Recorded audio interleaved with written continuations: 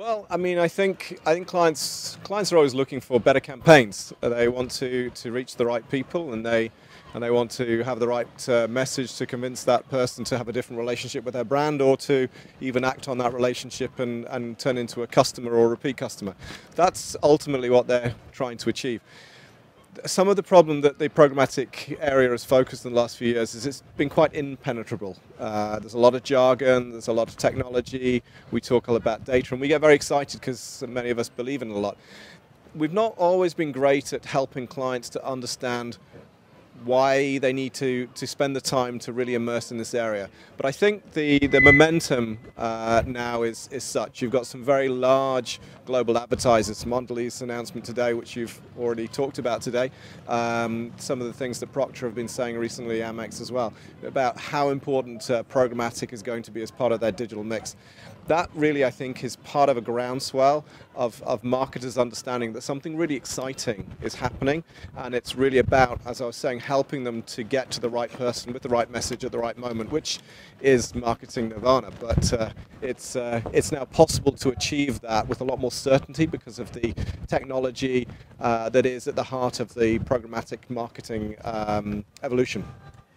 So there's all these genius software people who've come up with all these things. What about sort of the content, both from the content side and also from media, media that the agencies or brands have to create in this sort of vast new world?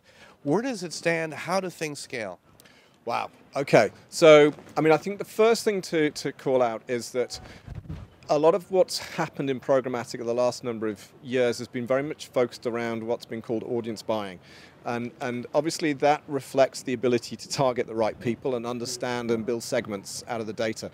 But the reality is people don't see targeting, they see relevance. And so I think a lot of the area that has been lagging in the early years of the programmatic space has been optimizing the creative piece.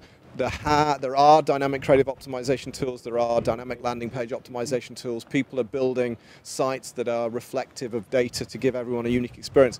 But that has lagged in terms of the adoption, the adaptability of that adoption has lagged to the buying side. So I think that's something that really is very important for people in approaching programmatic to think about how they ensure that they're not just thinking about the targeting, they're thinking about the design optimization all the way through the customer journey that we're trying to take people on.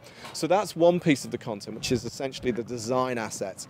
But then I think you're also reflecting the fact that people are moving out of linear content experiences and are moving into on-demand content experience. They're moving into YouTube as a huge aggregator of an ecosystem of content developers, be it Maker Studio, be it Vice, who are generating assets from a much broader array of content developers and supporting them and enabling them to become far more accessible to companies that either just want to put messaging in a classical advertising model around this content, or indeed work with some of these content originators to create bespoke content in a branded content world. So there's an explosion in the content of both the marketing experience and also the sort of content that audiences are being drawn to and creating an awful lot of inventory.